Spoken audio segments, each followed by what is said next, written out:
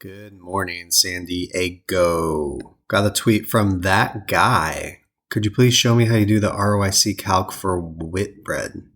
Never heard of this company, so let's try.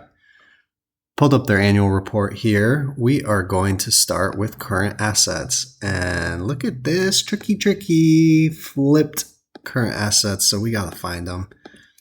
Come on, put them on the top. Make our lives easier, please. Oops, I switched those around. Inventories, trade receivables, aka account receivables. We ignore cash. Now, non-interest bearing current liabilities. We're going to have to make some judgments here. Lease liabilities, remember my last video. We ignore those. Think of it like short-term debt. You do not want that. It's interest bearing current liabilities. Provisions, I did not know whether I was going to include or exclude provisions. So let's take a look, like, what does that even mean, provisions? All right, provisions are recognized when the group has a present legal or constructive obligation as a result of a past event. So provision talking about, legal fees, legal settlements. And so it's, your discretion. I would say sometimes when you calculate ROIC, you have to make judgment calls. I'm going to make the executive decision to not include that because that's not recurring and it's not like working capital. It's not like an investment in the business. It's really kind of a bad effect, unfortunately, of whatever their business is. So we exclude that.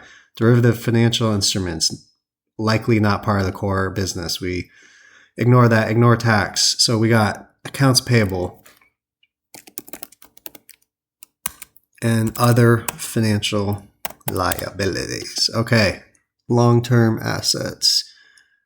Again, tricky. We got to find things. Everything's out of order. No prob. Okay, we got that. Right of use, aka operating lease. No goodwill, intangibles.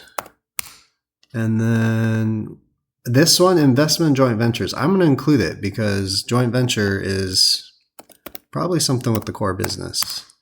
So we include that, and I put in other, and there's no other. We're ignoring derivatives, remember, and defined benefit pension. I mean, yeah, pension is a employee cost, but I mean, pensions are phasing out, right? At a lot of companies. I don't know about this one or this country because it's PLC, so UK. So maybe other of you have better insight into that. And then if we read about the effective tax rate, they had a one-time thing, but before the adjustments, 28.5. So we get a ROIC of 6.09. Low, obviously. If they're growing like a weed, maybe I'm more lenient on that myself personally, but it all depends. Maybe they're growing and doing it in an expensive way that's not creating value. That is up for you to judge. I was just curious, like, is that par for the course or was operating income just low for that year? And then if we look last year, it's around 600, 500. So they might be a business that just kind of is in that range. If it was me, I would look at 5 years of history.